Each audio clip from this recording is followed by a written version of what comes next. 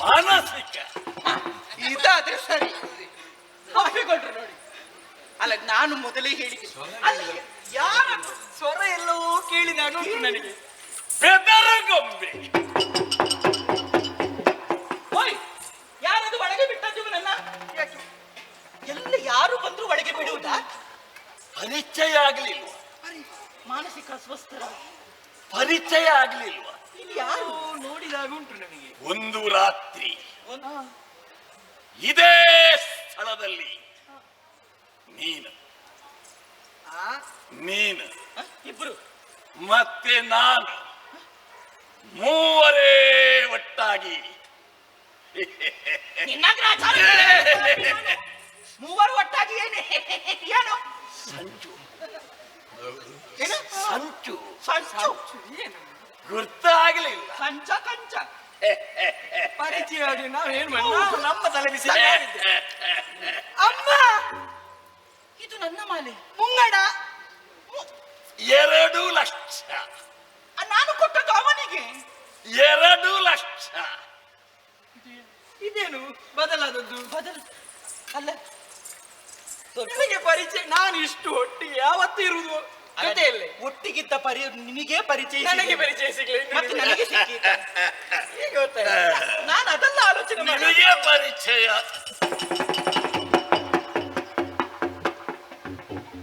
ಆಯ್ತಾ? ನನಗೆ ಪರಿಚಯ ಆಯ್ತು. ಕುಂಭ, ಸಾಕು ಪುಣ್ಯಾತ್ಮ, ಕೊಲೆಗಾರ ಕುಂಭ. ಸಾಕು ಸಾಕು. ಸ್ವಲ್ಪ ಮೆಲ್ಲ ಮಾತಾಡು. ಅಯ್ಯೋ, ನನಗೆ ಮೆಲ್ಲ ಮಾತಾಡುತ್ತ ನಿಮ್ಮ ಸ್ವರ ಎಷ್ಟು ಮೇಲೆ ಹೋಗ್ತಾ ಉಂಟು? ಸ್ವಲ್ಪ ಮೆಲ್ಲ ಮಾತಾಡು. ನಿಮ್ಮ ಸ್ವರದಲ್ಲಿ ನನ್ನ ಸ್ವರ ಹೋಗ್ತಾ ಉಂಟು. ತಪ್ಪಿತು. ಹೌದು, ತಪ್ಪಿದೆ. ಲೆಕ್ಕಾಚಾರ ತಪ್ಪಿತು. ನನಗೆ ಮೊದಲೇ ಗೊತ್ತಾಗಿದೆ. ಲೆಕ್ಕಾಚಾರ ನಿನ್ನನ್ನು ಕರ್ಕೊಂಡು ಬರುವಾಗಲೇ ತಪ್ಪಿದೆ ನಮಗೆ. ಪಾಪಿ ಮುಂಗಡ ಅಂತ ಕರ್ಕೊಂಡು ಹೋಗಿ ಅವನನ್ನ ಮುಂಗಡ ಇವನ ಕೈಯಲ್ಲೇ ಉಂಟು. ನನ್ನ ಮಗ ಮಾತ್ರ ನಿನ್ನೆ ಬಂದಿದ್ದಾರೆ. ಸಾಕು, ಹೋಗು. ಬೇಡ ಬೇಡ, ನಿನ್ನ ಕೊಲೆಯೂ ಬೇಡ, ನಿನ್ನ ಯಾವ ಮಾಟ ಮಂತ್ರವೂ ಬೇಡ ನನಗೆ. ಒಂದು ಲಾಭ ಆಗಿದೆ. ಏನು ಲಾಭ? ಹೋಗುವಾಗ ಅವ ಹರಿಹರ, ಹಿಂದೆ ಬಂದ ಮೇಲೆ ಏನು ಮಣಿಕಂಠ. ಈಗ ಇವ ಹೊಗಳುವುದಕ್ಕೆ ಬಂದದ್ದಿಲ್ಲೀಗ. ಅವನ ಹೆಸರು. ನನ್ನ ಹೊಟ್ಟೆ ಉರಿತಾ ಉಂಟು. ಇವ ಹೊಗಳ್ತಾ ಇದ್ದಾರೆ ನಿಂತುಕೊಂಡಿಲ್ಲಿ. ಉರಿಬೇಕು. ಉರಿಸ್ತಾ ಇದ್ದವನು ನೀನೀಗ. ಹೊಟ್ಟೆ ಉರಿಬೇಕು. ಏನು ಇನ್ನೊಂದು ದಾರಿ ಹೇಗೆ? ನಾನು ಹೇಳಿಕೊಡ್ತೇನೆ. ಸಾಕು, ನೀನು ಹೇಳಿದ್ದನ್ನು ಮಾಡಿ ಆಯ್ತಲ್ಲ. ನಾನು ಹೇಳಿದ್ದನ್ನು ಮಾಡಿದ್ಯಾ ನೀನೀಗ? ಹಾಗಾದ್ರೆ ನಾನು ಹೇಳಿದಾಗೆ ಕೇಳುದಿಲ್ವಾ? ಇನ್ನೇ ಕೇಳುವುದಿಲ್ವಾ? ಕರಿಬೇಕಾ? ಯಾರು? ಅರಸನ ಹತ್ರ ಹೋಗಿ ಹೇಳ್ತೇನೆ. ತಮ್ಮ ನಿನಗೆ ನೀನು ಮಾಡಿದಂತಹ ಎಲ್ಲಾ ಕೃತ್ಯವನ್ನು ನಿನ್ನ ಗಂಡನಲ್ಲಿ ಹೇಳ್ತೇನೆ. ಬೇಡ, ನೀನು ಹೇಳಿದ ಹಾಗೆ ನಾನು ಕೇಳ್ತೇನೆ. ಹಾಗಿದ್ರೆ ನಾನು ಹೇಳಿದಾಗೆ ಕೇಳಬೇಕು. ನಮಗೆ ಕೆಲಸ ಆದ್ರೆ ಆಯ್ತು. ಯಾರು ಮಾಡಿದ್ರೆ ಏನು? ಕೇಳತಕ್ಕದ್ದು ಆಯ್ತು, ಮುಗಿಸ್ಬೇಕು. ಇಲ್ಲಿಗೆ ಆಯ್ತಾ? ಅಲ್ಲ, ಆದಷ್ಟು ಬೇಗ ಆ ಹುಡುಗನ ಕತೆ ಮುಗಿಸ್ಬೇಕು. ಆದಷ್ಟು ಬೇಗ ಮುಗಿಸ್ಬೇಕು. ಅದಕ್ಕೊಂದು ದಾರಿ ಇದೆ. ಯಾವುದು? ಆ ದಾರಿಯಲ್ಲಿ ಹೊಟ್ಟೆ ಉರಿಬೇಕು ಅಂತ ಹೇಳಿದೆಯಲ್ಲ. ಹೊಟ್ಟೆ ಉರಿತಾ ಉಂಟು ನನಗೀಗ. ಹೊಟ್ಟೆ ನೋವಾಗಬೇಕು. ನನಗೆ ಹೊಟ್ಟೆ ನೋವಾಗುವುದಕ್ಕೂ ಅವ ಸಾಯುವುದಕ್ಕೂ ಏನು ಸಂಬಂಧ ಅಂತ ಬೇಕಲ್ಲ? ಅದು ಒಂದು ದಾರಿ. ಏನು? ನಾನು ಹೇಳಿಕೊಟ್ಟ ಹಾಗೆ ಮಾಡಬೇಕು. ಅಭಿನಯ ಮಾಡಬೇಕು. ಹೊಟ್ಟೆ ಉರಿ. ಒಮ್ಮೆ ಅಭಿನಯ ಮಾಡಿ ನೋಡೋಣ. ಈಗ ಅಭಿನಯ ಮಾಡಿದ್ರೆ ಅವನು ಸಾಯ್ತಾನ? ಮತ್ತೆ ನಾನು ಏನು ಮಾಡಬೇಕು ಅಂತ ಹೇಳ್ತೇನೆ. ಮಾಡ್ತೀಯ ಹಾಗಿದೆ? ಹೊಟ್ಟೆ ನೋವಾಗಬೇಕು. ಅಯ್ಯೋ ಅಮ್ಮ, ಹೊಟ್ಟೆ ನೋವು. ನಿನ್ನ ಅಮ್ಮನ ಹೊಟ್ಟೆ ಇರುವುದು ತಲೆಯಲ್ಲಿ. ತಲೆಯಲ್ಲಿ ಇವರಿಗೆ ಹೊಟ್ಟೆ ನೋವು ಹೇಗೆ? ಹೊಟ್ಟೆ ನೋವು ತಲೆಯಲ್ಲಿ ಆಗುದು. ಅಯ್ಯೋ, ಈ ಗಡಿಬಿಡಿಯಲ್ಲಿ ಎಲ್ಲಿ ಕೈ ಇಡುವುದಂತ ನನಗೆ ಗೊತ್ತಾ? ನನಗೆ ಗೊತ್ತಾ? ನೋಡು, ನನ್ನ ಜೊತೆ ಇಷ್ಟು ವರ್ಷ ನೀವು ಇದ್ದು ಈಗ ನೋಡಿ, ಇವಳಿಗೆ ಅಭ್ಯಾಸ. ಮತ್ತೆ ನನಗೆ ಗೊತ್ತುಂಟು. ಹೊಟ್ಟೆ ನೋವಾಗಿ ಅಭ್ಯಾಸ ಉಂಟು. ಹೊಟ್ಟೆ ನೋವಲ್ವಾ? ಅಭ್ಯಾಸ ಇದೆ. ನನಗುಂಟು. ಅಭ್ಯಾಸ ಇದೆ. ನಾನು ಅಭ್ಯಾಸ ಅಲ್ಲ ನನಗೆ ನಟನೆ ಮಾಡಿ. ಹೊಟ್ಟೆ ನೋವಲ್ಲ ಅಷ್ಟಲ್ಲ. ಹೊಟ್ಟೆ ನೋವು. ಅಲ್ಲ, ಇದಕ್ಕಿಂತ ನಾನೇ ಅಡ್ಡಿಲ್ಲ. ಹಾಗೆ ಅದು. ನಾನು ಇಲ್ಲಿಗಾದ್ರೂ ಕೈ ಇಟ್ಟಿದ್ದೇನೆ. ಎಷ್ಟು ಹೇಳಿದ್ರು ನಿಮ್ಗೆ ಆಗ್ಲಿಕ್ಕಿಲ್ಲ.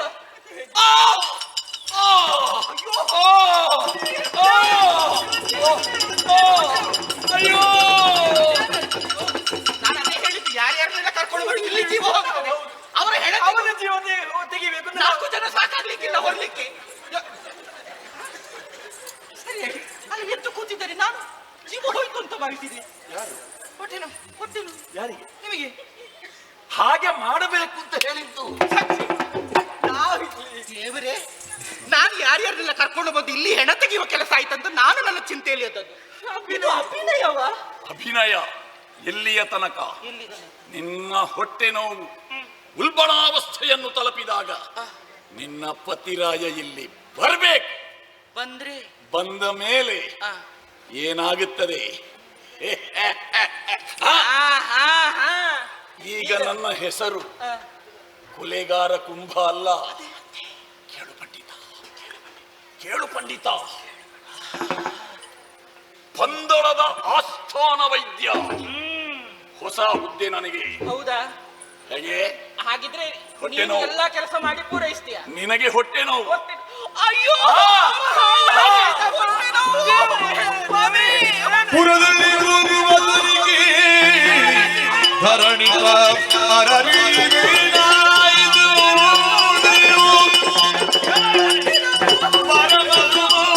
ಗೆಳೆಯ ವಿಚಾರಿಸಿ ದುಃಖದೊಳೆದಳು ಭೀಕರ ಸರದಿ.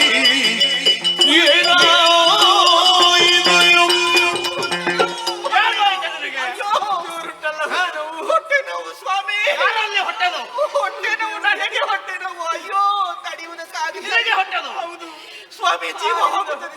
ವೈದ್ಯರನ್ನು ಕರೆಸಿ ಮದ್ದು ಮಾಡಿಸಲಿಲ್ವಾ? ಏನು ಮಾಡಿಸಿದ್ರು ಸರಿಯೇ ಆಗುವುದಿಲ್ಲ. ಹೊಟ್ಟೆ ನೋವು, ಹೊಟ್ಟೆ ನೋವು, ಹೊಟ್ಟೆ ನೋವು. ಓಯ್ ಪಂಡಿತರೇ,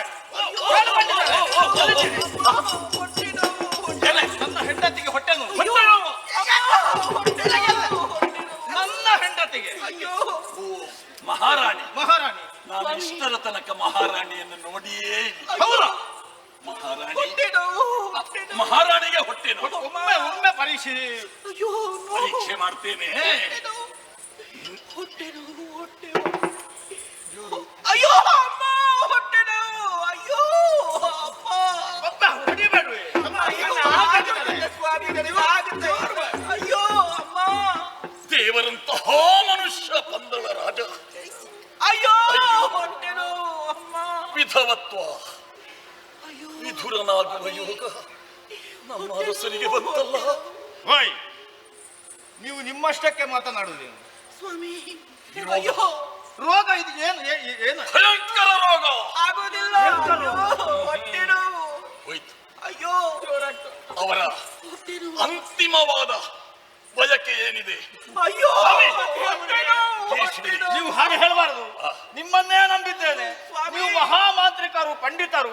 ಏನಾದ್ರೂ ಒಂದು ದಾರಿ ನನ್ನ ಹೆಂಡತಿಯನ್ನೊಂದು ಹೊಟ್ಟೆ ಉಳಿಸಿ. ನೋವು, ಹೊಟ್ಟೆ ಇದೆ. ನೋವು. ಆಗೋದಿಲ್ಲ ನನಗೆ. ಔಷಧ ಇಲ್ಲದ ರೋಗ ಇಲ್ಲ. ಅಯ್ಯೋ, ಉಂಟಾ? ಆದರೆ ಆ ರೋಗಕ್ಕೆ ಔಷಧ ಮಾಡಬೇಕಲ್ವೇ? ಮಾಡುವ ಏನಾಗಬೇಕು ಹೇಳಿ? ಅಯ್ಯೋ, ಈ ರೋಗ ಹೊಟ್ಟೆ ನೋವು. ಅಯ್ಯೋ, ಉದರ ಪುಷ್ಕರ ರೋಗ. ಅಯ್ಯೋ ದೇವರೇ, ಹೊಟ್ಟೆ ನೋವು. ಉದರ ಪುಷ್ಕರ ರೋಗ. ನಾನು ಈ ರೀತಿಯ ಹೆಸರು ಕೇಳಲಿಲ್ಲಲ್ಲ ಇದುವರೆಗೆ. ಇದು ಹೊಸ ರೋಗ. ಹೌದಾ? ಅಯ್ಯೋ, ಈ ಹೊಸ ರೋಗಕ್ಕೆ ನಮ್ಮ ತಾಳೆಯ ಓಲೆಯಲ್ಲಿ ನನ್ನ ಅಜ್ಜ, ಅಜ್ಜನ ಅಜ್ಜ, ಅಜ್ಜನ ಪಿಜ್ಜ ಅಯ್ಯೋ, ಎಷ್ಟು ಹೊತ್ತು ಹೊಟ್ಟೆ ಪರಂಪರೆಯಿಂದ ನೋವು. ಬಂದ. ಅಯ್ಯೋ, ಅವರು ಬರೆದಿಟ್ಟದ್ದು ಉಂಟು. ಏನು ಸ್ವಾಮಿ ಇದಕ್ಕೆ ಮದ್ದು? ಅಯ್ಯೋ, ಅದನ್ನು ಓದಲಿಕ್ಕೆ ನನಗೆ ಮಾತ್ರ ಬರು. ಹೊಟ್ಟೆ ನಿಮಗೆ ನೋವು. ಬರ್ತದಲ್ಲ? ಒಮ್ಮೆ ತೆರೀತೇನೆ.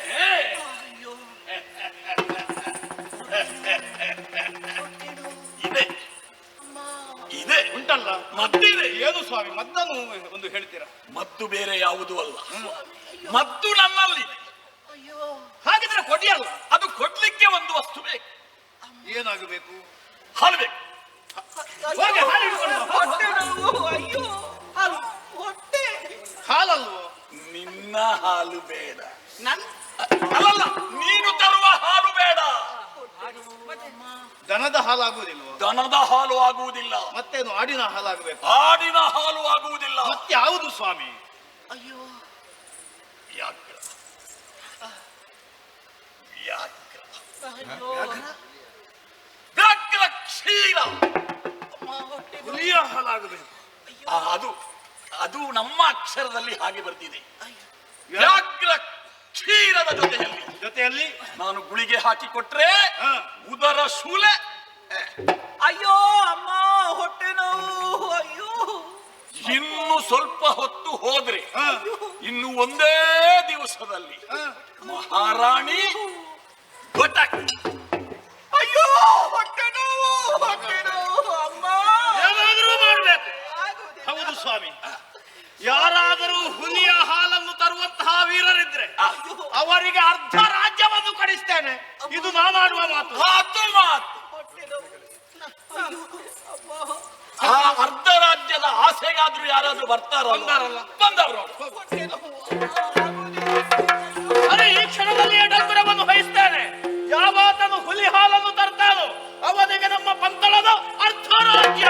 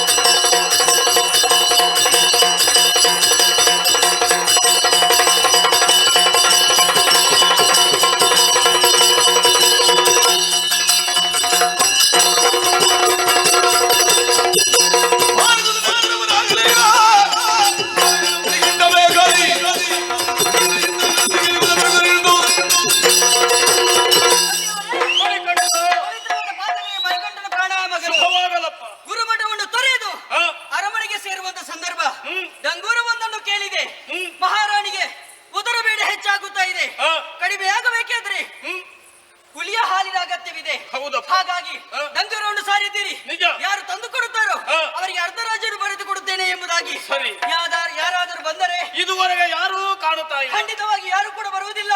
ಅಂತಹ ಕಾರ್ಯವನ್ನು ಮಾಡುವುದಕ್ಕೆ ನಿಮ್ಮ ಮಗ ಮಣಿಕಂಠ ನಾನಿದ್ದೇನೆ. ಕಳಿಸಿಕೊಡಿ. ನೀನು ಹೋಗುವಯ ಬಾಲಕನು ನೀನಾಗಿ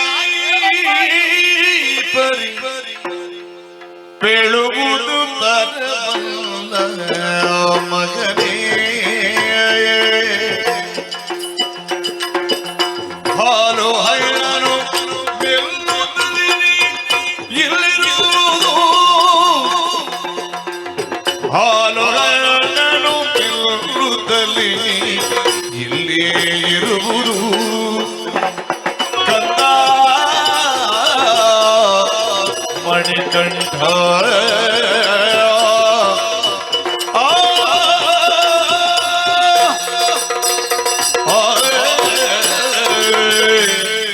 ಮಣಿಕಂಠ, ಅಪ್ಪಯ್ಯ, ಹುಲಿಯ ಹಾಲನ್ನು ತಂದವರಿಗೆ ಪಂತಳದ ಅರ್ಧ ರಾಜ್ಯವನ್ನು ಕೊಡ್ತೇನೆ ಎನ್ನುವುದಾಗಿ ಡಂಗುರವನ್ನು ವಹಿಸಿದ್ರು. ಯಾರೂ ಮುಂದೆ ಬರಲಿಲ್ಲ. ಕಾರಣ ಏನು ಬಲ್ಲೆಯ? ಏನು?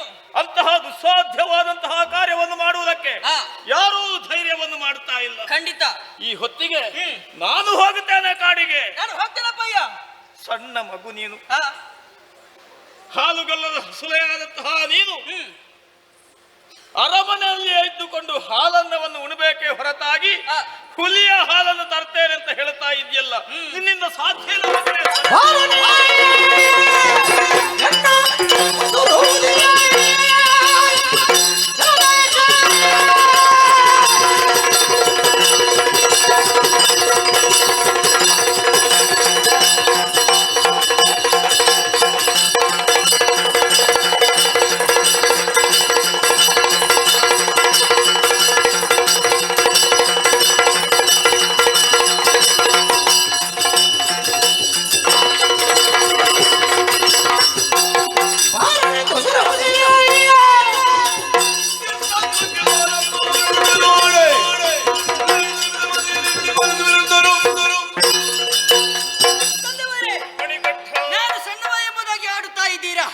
ಗೊತ್ತಾಯ್ತು.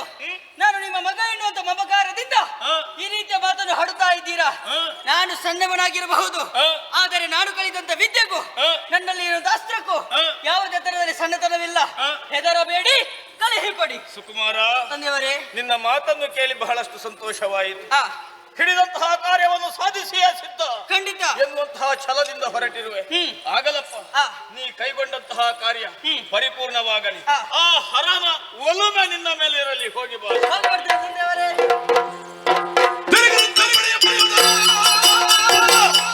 Oh!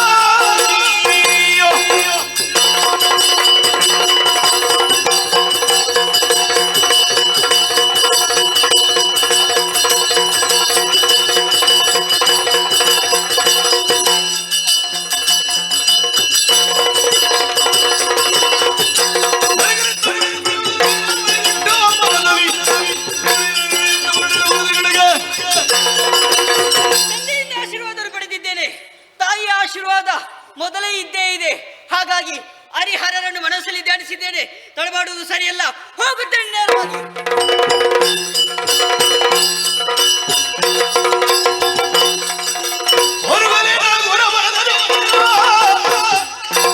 ಭೀಕರ ಸಂಚರಿಸುತ್ತ ಬರುತ್ತಿರಲು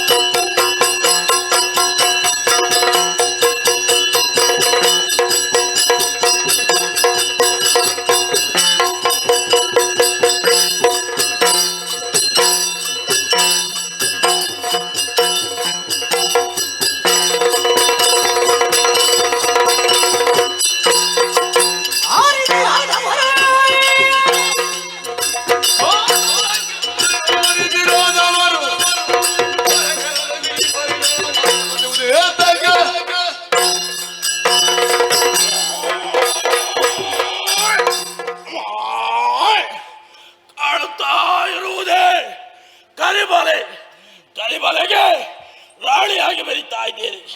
ಮಹಿಷಿ ಎಂಬ ನಾಮಾಂಕಿತದಿಂದ ಹುಟ್ಟಿದರೆ ಸಾಲದು, ಸಾಧನೆಯನ್ನು ಮಾಡಬೇಕೆಂಬುದಾಗಿ ಘೋರವಾಗಿರುವಂತಹ ಕಾಡನ್ನು ಸೇರಿದೆ. ಬ್ರಹ್ಮದ ಕುರಿತಾಗಿ ತಪಸ್ಸನ್ನು ಆಚರಿಸಿದೆ. ಒಲಿದಂತಹ ಬ್ರಹ್ಮದೇವ ತಥಾಸ್ತು ಅಂತಿದ್ದಾರೆ. ಒಂದು ವಿಚಾರ, ಹರಿಹರರಿಂದ ಹುಟ್ಟುವಂತಹ ಮಗಳಿಂದ ನಿನಗೆ ಮರಣ. ಹರಿಹರರು ಇರುವರು ಕೂಡ ಗಂಡಸರು ವಿರಳವಾದೆ ಮಕ್ಕಳು ಹುಟ್ಟುವುದಕ್ಕಿಲ್ಲ. ಹಾಗಾಗಿ ಅಮರತ್ವ ನಮ್ಮ ಪಾಲಿಗೆ. ಆಮೇಲೆ ಪಾತಾಳ ಲೋಕವನ್ನು ಸೇರಿದೆ. ಭೂಭುಜರ ಗರ್ವವನ್ನು ಮುರಿದೆ ದೇವಲೋಕವನ್ನು ಸೇರಿದ್ದೇನೆ. ದೇವತೆಗಳನ್ನೆಲ್ಲ ಸುರಕ್ಷಿಸಿದ್ದೇನೆ. ಈ 7 ಲೋಕದಲ್ಲೂ ನನ್ನದಾಗಿರುವ ಅಧಿಕಾರ ಈ ಸಂದರ್ಭದಲ್ಲಿ ಉದರಾಜ್ಯ ಬಾಧಿಸ್ತಾ ಇದೆ.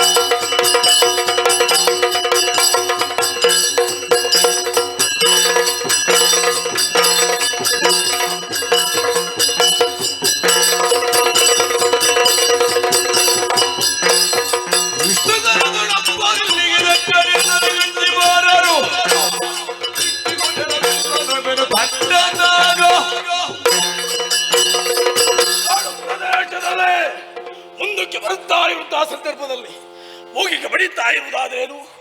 ಮಾನವರ ವಾಸನೆ. ಬಹಳ ಕಾಲವೇ ಆಯ್ತು ಮಾನವರ ಮಾಂಸವನ್ನು ತಿನ್ನದೆ. ಕಾಲ ಕೂಡಿ ಬಂದಿದೆ. ಹೇಗೆ ತಿನ್ನುವ ಕ್ರಮ? ತುಂಡು ತುಂಡು ಮಾಡ್ತೇನೆ. ಎಲುಬನ್ನು, ಮಾಂಸವನ್ನು, ರಕ್ತವನ್ನೇ ಬೇರೆ ಇರಿಸ್ತೇನೆ. ಚರ್ಮವನ್ನು ತೆಗೆದಿರಿಸ್ತೇನೆ. ಯಾಕೆ? ಮಳೆಗಾಲಕ್ಕೆ ತಿರುಗಾಟ ಕಡಿಮೆ ಸ್ವಾಮಿ. ಆ ಕಾಲಕ್ಕೆ ತೆಗೆದು ನನ್ನನ್ನೇ ಕಾಯಿಸಿ ತಿನ್ಬೇಕು. ತಡ ಮಾಡುವುದಿಲ್ಲ.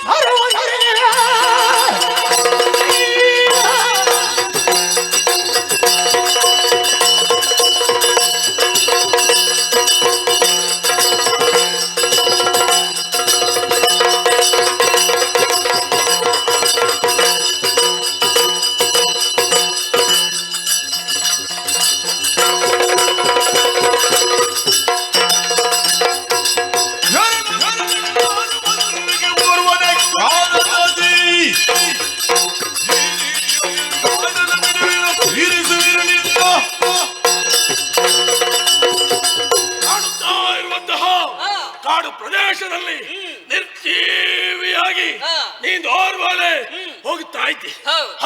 ಬೆದರಿಕೆ ಎಂಬುದಾಗಿಲ್ವಾ? ಇದು ಕಾಡು ಪ್ರದೇಶ. ಓರ್ವಲೆ ತಿರುಗಾಟ ಮಾಡ್ತಾ ಇದ್ದಿ. ಯಾರು ನೀನು? ಯಾಕಾಗಿ ಬಂದಿದ್ದಿ? ನಿನ್ನನ್ನು ನೋಡಿದ ಮೇಲೆ ನನಗೆ ಮನಸ್ಸು ಆಗುತ್ತಾ ಇದೆ. ನಿನ್ನನ್ನು ಪಡಿಬೇಕೆಂಬುದಾಗಿ.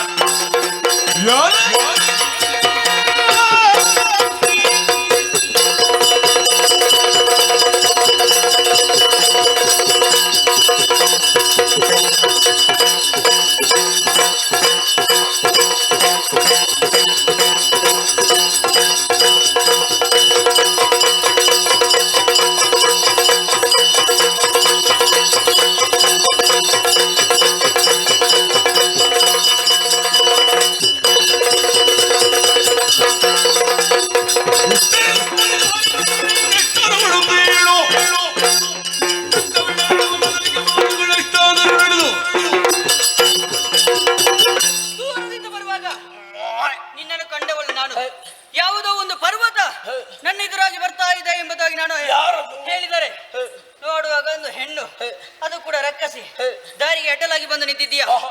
ಅಷ್ಟು ಮಾತ್ರವಲ್ಲ, ಹಲವಾರು ಪ್ರಶ್ನೆಯನ್ನು ನೀನು ಮುಂದಿಟ್ಟವಳು. ನೋಡು, ನಿನ್ನ ಪ್ರಶ್ನೆಗೆಲ್ಲ ಉತ್ತರ ಕೊಟ್ಟುಕೊಳ್ಳುವಷ್ಟು ನನಗೆ ಸಮಯ ಇಲ್ಲ. ನಾನೊಂದು ಕಾರ್ಯದ ನಿಮಿತ್ತವಾಗಿ ಬಂದವ. ತಾಯಿ ಉದರ ಬೇಳೆಯನ್ನು ನಿವಾರ ಮಾಡೋದಕ್ಕೋಸ್ಕರವಾಗಿ ವ್ಯಾಘ್ರದ ಕ್ಷೀರ ಅಗತ್ಯವಿದೆ. ಅದನ್ನು ಹರಸುತ್ತಾ ಬಂದವ. ನನ್ನ ದಾರಿಗೆ ಅಡ್ಡ ಬಂದ್ರೆ ಶಿರ ಹೋದಿತ್ತು.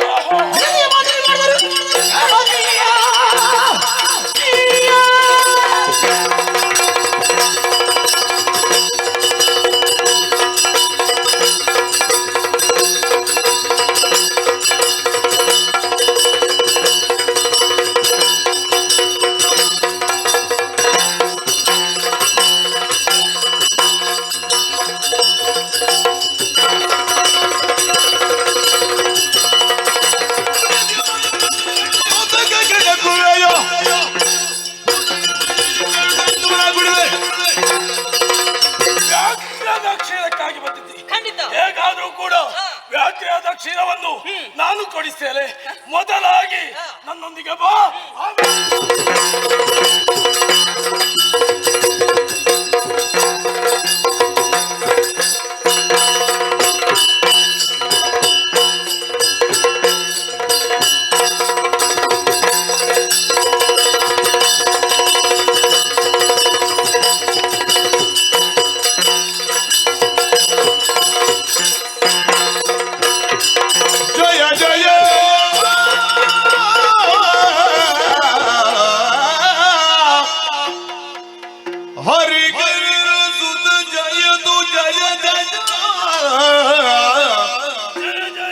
परम पावन चरित जय जय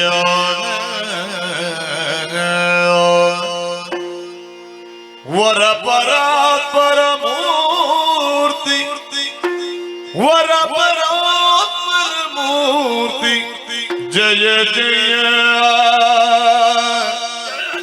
जय तू दयवतु जय जय जय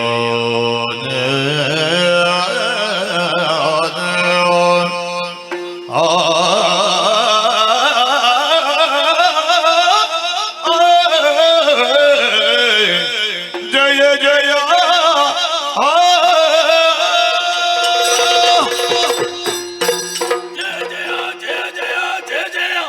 ಅಖಿಲಾಟ ಕೋಟಿ ಬ್ರಹ್ಮಾಂಡ ನಾಯಕಲಿ ನಿನಗೆ ವಂದಿಸಿಕೊಳ್ಳುತ್ತಾ ಇದ್ದೇನೆ. ನೀನು ಯಾರು ಹೇಳು ಹೇಗೆಂಬುದಾಗಿ ಚೆನ್ನಾಗಿ ತಿಳಿಯಿತು ತಾಯಿ. ಬಾಣದ ಸ್ಪರ್ಶದಿಂದಲಾಗಿ ಹರಿಹರ ಪುತ್ರ ಎಂಬುದಕ್ಕೆ ಯಾವುದೇ ಒಂದು ಸಂದೇಹ ಇಲ್ಲ. ಈ ಪ್ರಪಂಚದಲ್ಲಿ ಹುಲ್ಲು ಕಡ್ಡಿ ಅಲುಗಾಡಬೇಕು ಅಂತ ಹೇಳಿ ಆದ್ರೆ ನಿನ್ನ ಅನುಗ್ರಹ ಬೇಕಂತೆ. ದೇವಾ, ಮಾಡಿದ್ದೆಲ್ಲ ತಪ್ಪಾಯ್ತು ಎಂಬುದಾಗಿ ಕಾಲಿಗೆ ಎರಗುತ್ತಾ ಇದ್ದೇನೆ. ಋಷಿಯ ಶಾಪದ ನಿಮಿತ್ತವಾಗಿ ಈ ರೀತಿಯಾಗಿದ್ದೇನೆ ದೇವ. ಈ ಬಾಣದ ಸ್ಪರ್ಶದಲ್ಲಿ ನಿಜ ರೂಪವನ್ನು ತೋರಿಸಿದ್ದೇನೆ ದೇವಾ. ಒಂದೇ ಒಂದು ಆಸೆ, ಯಾವುದು? ನಿನ್ನನ್ನು ಕೊಡಬೇಕು, ನಿನ್ನನ್ನು ಮದುವೆ ಆಗಬೇಕು ಎಂಬುದಾಗಿ ಆಸೆಯನ್ನು ತೀರಿಸಿಲ್ಲ ಮಹಿಷಿ. ಒಂದೇ ಒಂದು ಶರ ಪ್ರಯೋಗದ ಮೂಲಕ ನೀನು ಯಾರು, ನೀನು ಹಿಂದೆ ಏನಾಗಿದ್ದವಳು ಮತ್ತು ಇನ್ನು ಮಾಡಿದ ತಪ್ಪು ಏನು ಎಂಬುದಾಗಿ ನೀನು ಅರಿತುಕೊಂಡವಳು. ಅಷ್ಟು ಮಾತ್ರವಲ್ಲ, ಒಂದು ಬಯಕೆಯನ್ನು ಮುಂದಿರಿಸಿದ್ದಿ. ಮದುವೆಯಾಗಬೇಕು ಎನ್ನುವ ಹಾಗೆ ನಿನ್ನ ಬಯಕೆಯನ್ನು ತಟ್ಟನೆ ತಿರಸ್ಕಾರ ಮಾಡುವುದಕ್ಕೆ ಅಸಾಧ್ಯ. ಯಾಕೆ? ನನ್ನನ್ನು ಪೂಜನೀಯ ಭಾವನೆಯಿಂದ ಕಂಡವಳು. ಆದರೆ ಒಂದು ಮಾರ್ಗವನ್ನು ತೋರಿಸುತ್ತೇನೆ. ಮುಂದೆ ಒಂದು ದಿನ ಒಂದು ಕ್ಷೇತ್ರದಲ್ಲಿ ನೆಲೆಯಾಗುವುದಕ್ಕಿದ್ದೇನೆ. ಅಲ್ಲಿಗೆ ಅದೆಷ್ಟೋ ಭಕ್ತರು ನನ್ನನ್ನು ನಂಬಿಕೊಂಡು ಬರುತ್ತಾರೆ. ಅದರಲ್ಲಿ ಕನ್ಯಾಸ್ವಾಮಿಗಳ ಸಂಖ್ಯೆ ಯಾವತ್ತು ಕಡಿಮೆ ಆಗುತ್ತದೋ ಅಂದು ನಿನ್ನನ್ನು ಕೈ ಹಿಡಿದು ಉದ್ಧರಿಸುತ್ತಿದ್ದೇನೆ. ಆ ಸಂದರ್ಭಕ್ಕಾಗಿ ನಾನು ಕಾಯ್ತಾ ಇದ್ದೆ. ಅಲ್ಲಿಗೆ ತನಕ ಮಾಲಿಗೆ ಪುರತಮ್ಮ ಎನ್ನುವಂತ ಹೆಸರಿನಿಂದ ಪ್ರಸಿದ್ಧಿಯನ್ನು ಹೊಂದಿ ಕಾಲದ ನಿರೀಕ್ಷೆಯಲ್ಲೂ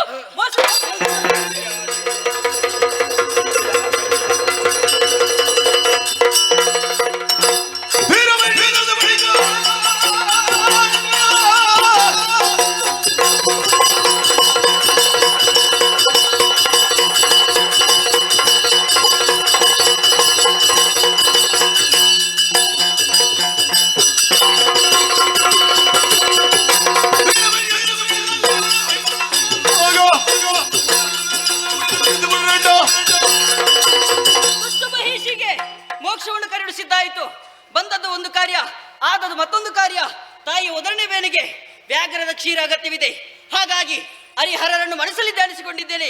ಇಂದ್ರಾದಿ ಸುಮರತನ್ನು ಭಕ್ತಿಯಿಂದ ಪ್ರಾರ್ಥನೆ ಮಾಡಿಕೊಂಡಿದ್ದೇನೆ. ಅದು ದೂರದಲ್ಲಿ ನೋಡಬಾರದೆ ವ್ಯಾಘ್ರಗಳ ಹಿಂದೆ ಇತ್ತ ಕಡೆ ಧಾವಿಸಿ ಬರ್ತಾ ಉಂಟು. ಅದರ ಮಧ್ಯದಲ್ಲಿ ದೊಡ್ಡದಾದ ವ್ಯಾಘ್ರ ಅದರ ಬೆಂಡೇರಿ ಅರಮನೆಗೆ ಸಾಕ್ತೇನಂತೆ.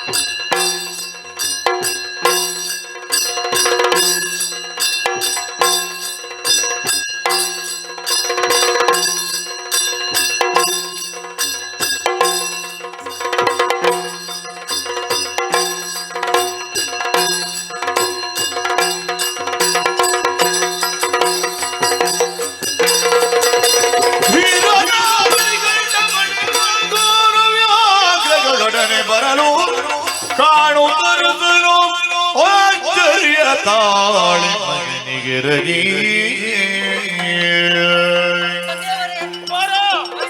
ನಮಸ್ಕರಿಸಿಕೊಂಡಿದ್ದೇನೆ. ಎದ್ದೇಳಪ್ಪ. ನಿಮ್ಮ ಮಾತಿನಂತೆ ಹಾ. ಹಾಲನ್ನು ಹುಡುಕುತ್ತಾ ಮುಂದುವರಿದವ ಹಾ. ಹಾಲು ಸಿಗಲಿಲ್ಲ. ಹಾ. ಅದಕ್ಕೋಸ್ಕರ ಹುಳಿಯನ್ನೇ ಕರೆದುಕೊಂಡು ಬಂದಿದ್ದೇನೆ. ಎಷ್ಟು ಬೇಕಾದರೂ ಹಾಲು ತೆಗೆದುಕೊಳ್ಳ ವ್ಯಾಘ್ರವನ್ನೇ ಕರೆತಂದಿರುವೆ. ಖಂಡಿತ. ಎಲ್ಲಿ ಮಹಾರಾಣಿಯನ್ನು ಕರೆತಂದಿ? ಅಯ್ಯೋ ಹೊಟ್ಟೆ ನೋವು, ಸ್ವಾಮಿ, ಅಮ್ಮ, ಹೊಟ್ಟೆ ನೋವು ತಡೆಯುವುದಕ್ಕಾಗುತ್ತಾ ಹೆಚ್ಚು ಇಲ್ಲ. ಅಳಬೇಡ, ಇನ್ನು ನಿನ್ನ ಹೊಟ್ಟೆ ನೋವು ಶೀಘ್ರದಲ್ಲಿ ಗುಣ ಆಗುತ್ತೆ. ಅದು ಹೇಗೆ ಸ್ವಾಮಿ? ಅಯ್ಯೋ, ಹುಲಿಯ ಹಾಲನ್ನು ಬೇಕಾದ ನಿನಗೆ? ಅದು ಆಗೋದಿಲ್ಲ ಸ್ವಾಮಿ. ಯಾಕೆ ಆಗುವುದಿಲ್ಲ? ಅಯ್ಯೋ, ಅದು ಸಾಧ್ಯ ಇಲ್ಲ. ಇನ್ನು ಹೊಟ್ಟೆ ನೋವು ಕಡಿಮೆ ಅಲ್ಲಿ ಹುಲಿ ನನಗೆ ಹೊಟ್ಟೆ ನೋವು ಇಲ್ಲ, ಏನೂ ಇಲ್ಲ, ನಾನು ಹೋಗುತ್ತೇನೆ.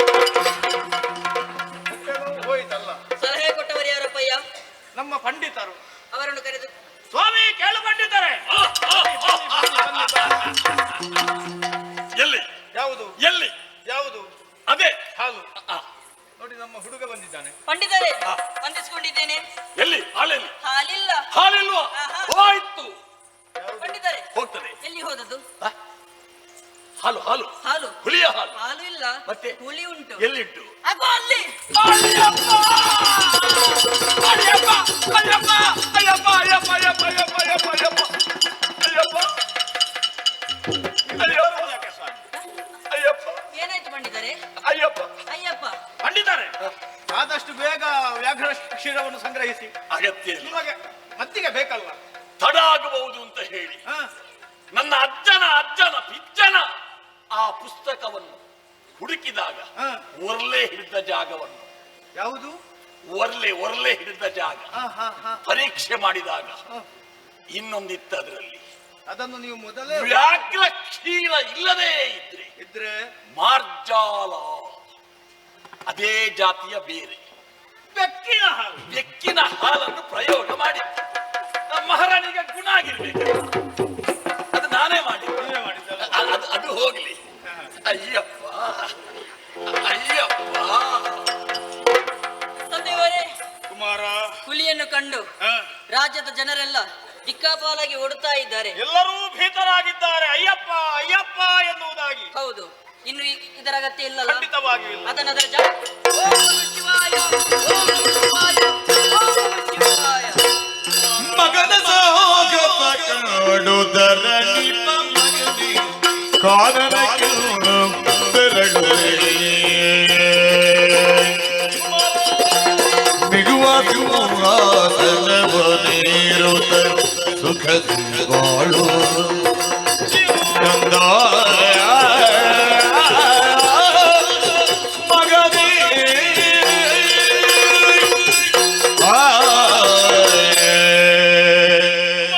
ತಂದೆಯವರೇ, ಈಗ ನನಗೆಲ್ಲವೂ ಅರ್ಥವಾಗುತ್ತಾ ಇದೆ. ಏನು?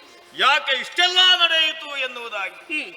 ಹೆತ್ತ ತಾಯಿಯೇ, ಆ, ಮಲತಾಯಿ ಮಲತಾಯಿ. ಖಂಡಿತ. ನೀನು ಅರಮನೆಗೆ ಬರುವಂತಹ ಹೊತ್ತಿಗೆ ಎಳೆ ಶಿಶುವಾದಂತಹ ನಿನ್ನ ಮೇಲೆ ಪ್ರೀತಿಯ ಮಳೆಯನ್ನೇ ಸುರಿಸಿದಂತಹ ನಿನ್ನ ಆ ಸಾಕಿದ ತಾಯಿ ಆ, ತನಗೆ ಒಬ್ಬ ಸುಕುಮಾರ ಹುಟ್ಟಿದಾಗ ಯಾವ ರೀತಿಯ ವ್ಯಾಮೋಹಕ್ಕೆ ಒಳಗಾದಳು ನೋಡು. ಇದನ್ನೆಲ್ಲ ನೋಡುವಾಗ ಯಾವುದೂ ಬೇಡ ಎನ್ನುವುದಾಗಿ ಮನಸ್ಸಿಗೆ ಆಗುತ್ತಾ ಉಂಟು. ಆ, ಹಾಗಾಗಿ ಇನ್ನು ಮುಂದೆ ಈ ರಾಜ್ಯಾಡಳಿತ ಸಾಕು, ವಾನಪ್ರಸ್ಥವನ್ನು ಕೈಗೊಳ್ಳಬೇಕು ಎನ್ನುವುದಾಗಿ ಮನ ಮಾಡಿದ್ದೇನೆ. ಕುಮಾರ, ತಂದೆಯವರೇ, ಹಾಗೆಂದು ಈ ಪಂದಳದ ಪೀಠವನ್ನು ಏರಿ ಆಳುವಂತಹ ಶಕ್ತ ಯಾರು ಅಂತ ಹೇಳಿದ್ರೆ ಅದು ನೀನಲ್ಲದೆ ಬೇರೆ ಯಾರು ಅಲ್ಲ. ಹಾಗಾಗಿ ಈ ಪೀಠವನ್ನು ಏರಿ ರಾಜ್ಯ ಪರಿಪಾಲನೆ ನೀನು ಮಾಡಬೇಕು. ಮಾತಿದೆ. ನಿಜವಲ್ಲ ಸಂಸಾರ ಓ ತಂದೆಯವರೇ, ಭುಜಗಾಭರಣ ಬಲ್ಲ ಜನಕ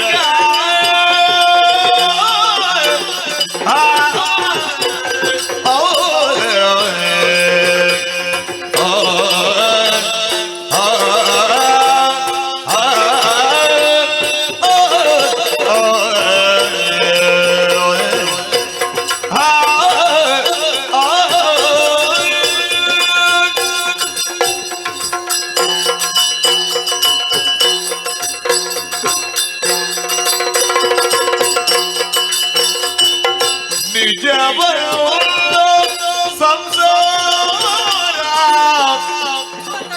ಭುಜಗಾಭರಣ ತ್ಯಜಿಸುವೆ ಸರ್ವ ಸುಖ ನಾ ತ್ಯಜಿಸುವೆ ಸರ್ವ ಸುಖ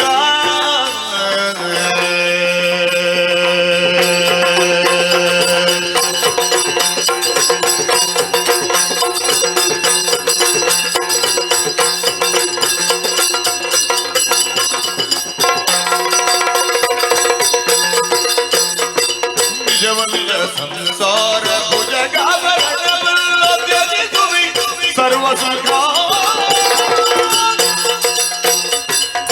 ಭುಜಗಾಭರಣ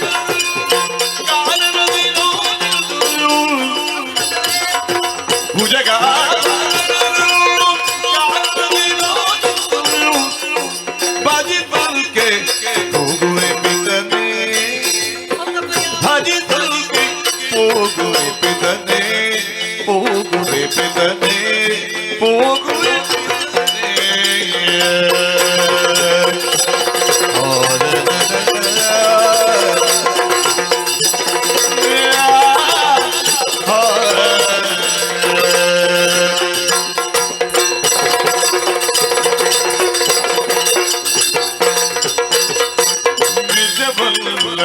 ಸಂಸಾರ ಭುಜಗಾಭರಣ ಬಂದ ತ್ಯಜಿಸುವೆ ತ್ಯಜಿಸುವೆ ತ್ಯಜಿಸುವೆ ಸರ್ವ ಸುಖ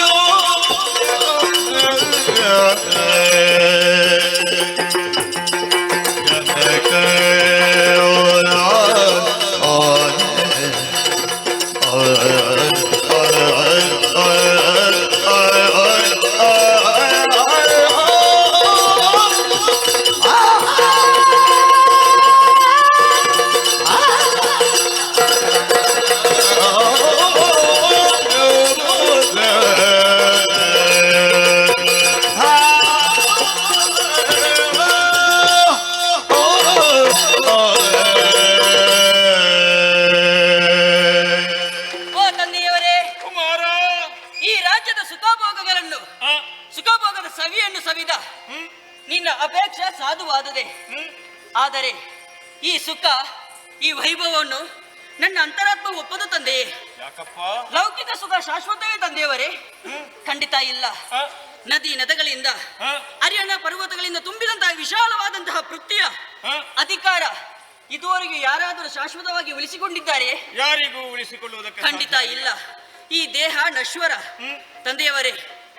ಜನನ ಮರಳೆಗಳೆಂಬ ದಡಗಳ ಮದುವೆ, ಆ, ಮರಣ ಎನ್ನುವಂತಹ ಮಡುವಿನಲು ಆ, ಈ ಸುತ್ತ ಇಂಗುತ್ತ ಕಳೆದ 3 ದಿನದ ಬಾಳು ಇದು ಒಂದೇ ದಿನದಲ್ಲಿ ಮಾಯವಾಗುತ್ತದೆ.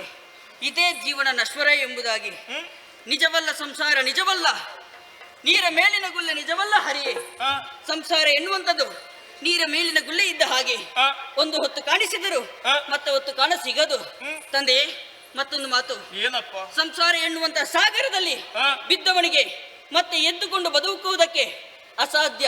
ಆ, ತಂದೆಯವರೇ, ಈ ಅಧಿಕಾರ, ಐಶ್ವರ್ಯ, ಹೆಂಡತಿ, ಮಕ್ಕಳು ಇದು ಯಾವುದು ಬೇಡ ಅಪ್ಪಯ್ಯ. ಆ, ಬದುಕಿನ ಸಾರ ಏನು ಎಂಬುದನ್ನು ಆ. ನಾನು ಹರಣ ಅನುಗ್ರಹದಿಂದ ಕಲಿತಾ ಇರುವೆ. ಹಾಗಾಗಿ ಆ ಭುಜಗಾಭರಣವು ಮಂಗಲ ಮಹಿಮನಾದಂತಹ ಪರಶಿವನ ಧ್ಯಾನ ಒಂದೇ ನನ್ನ ಲಕ್ಷ್ಯ. ಅದಕ್ಕಾಗಿ ಸಂಸಾರದ ಸಾರ ಸರ್ವವನ್ನು ತೊರೆದು ಕಾಡದಾರಿಯಾಗಿ ಹಿಡಿಯುತ್ತೇನೆ. ಅಷ್ಟು ಮಾತ್ರವಲ್ಲ, ಶಿವನ ಕುರಿತಾಗಿ ತಪಸ್ಸನ್ನು ಆಚರಿಸಬೇಕು ಎಂಬುದಾಗಿ ಮನ ಮಾಡಿದ್ದೇನೆ. ಹಣಸಿ ಆಶೀರ್ವಾದ ಮಾಡಿ ಕಳುಹಿಕೊಡಬೇಕು ತಂದೆಯವರೇ. ಕುಮಾರ, ತಂದೆಯೇ, ಅಷ್ಟೊಂದು ಕಠಿಣನಾಗಬೇಡುವಪ್ಪ. ಆ, ನೀನು ಹೋದೆ ಎಂದಾದರೆ, ನನ್ನನ್ನು ತೊರೆದೆ ಎಂದಾದರೆ, ಆ. ನಿನ್ನನ್ನು ಬಿಟ್ಟು ಬದುಕುವಂತಹ ಶಕ್ತಿ ಈ ತಂದೆಗೆ ಇರುವುದಕ್ಕೆ ಸಾಧ್ಯವಿದೆ? ಹೇಳು ಮಗನೇ. ಆಹಾ, ತಂದೆಯವರೇ, ಚಿಂತೆಯನ್ನು ಮಾಡುವಂತ ಅಗತ್ಯವಿಲ್ಲ. ಆ, ನಿಮ್ಮ ಚಿಂತೆ ಏನು? ಒಂದು ವೇಳೆ ನಾನು ಈ ರಾಜ್ಯವನ್ನು ತೊರೆದೆ ಅಂತಾದರೆ ಈ ರಾಜ್ಯದ ರಕ್ಷಣೆಗೆ ಹೊಣೆ ಯಾರು? ಅಷ್ಟು ಮಾತ್ರವಲ್ಲ, ಈ ಪೀಠದ ಅಧಿಕಾರಿ ಯಾರು ಎಂಬುದಾಗಿ ಅಲ್ಲವೇ? ನಿನ್ನ ತಮ್ಮ ಇನ್ನೂ ಎಳೆಯವ, ಆ, ಪಕ್ವತೆ ಆತನಲ್ಲಿ ಇನ್ನೂ ಹುಟ್ಟಿಲ್ಲ. ಆ, ಈ ಪೀಠವನ್ನು ಸಂರಕ್ಷಿಸುವಂತಹ ಆ ಶಕ್ತಿ ಆತನಿಗೆ ಖಂಡಿತವಾಗಿಯೂ ಇರುವುದಕ್ಕೆ ಸಾಧ್ಯ ಇಲ್ಲ. ಆ. ವಿರೋಧಿಗಳ ಆಕ್ರಮಣ ಆದ್ರೆ ಈ ನಾಡನ್ನು ರಕ್ಷಿಸುವವರು ಯಾರು ಮಗನೇ? ತಂದೆಯವರೇ, ಒಂದು ವೇಳೆ ಅಂತಹ ವಿರೋಧಿಗಳಿಂದ ನಮ್ಮ ಪುರಕ್ಕೆ ಮುತ್ತಿಗೆಯುತ್ತೆ ಅಂತ ಆದರೆ ಚಿಂತಿಸುವಂತ ಅಗತ್ಯವಿಲ್ಲ. ಭಕ್ತಿಯಿಂದ ನನ್ನನ್ನು ಪ್ರಾರ್ಥಿಸಿಕೊಳ್ಳಿ, ಖಂಡಿತವಾಗಿ ಬಂದು ನಿಮ್ಮ ಕಷ್ಟವನ್ನು ನಿವಾರ ಮಾಡಿಕೊಡುತ್ತೇನೆ. ಅಷ್ಟು ಮಾತ್ರವಲ್ಲ, ಪುರದ ಜವಾಬ್ದಾರಿ ನಿಮ್ಮ ಮಗ ಕನಕವರ್ಮನಿಗೆ ಇಳಿಸಿ. ಅಷ್ಟು ಮಾತ್ರವಲ್ಲ, ನನಗೀಗ ತಡವಾಯಿತು. ಆದಷ್ಟು ಶೀಘ್ರವಾಗಿ ಕಾಡನ್ನು ಸೇರಿಕೊಳ್ಳುತ್ತೇನೆ. ಆಶೀರ್ವಾದ ಮಾಡಿ ಕಳುಹಿಕೊಡಿ. ಹೋಗಪ್ಪ, ನಿನಗೆ ಶುಭವಾಗಿ.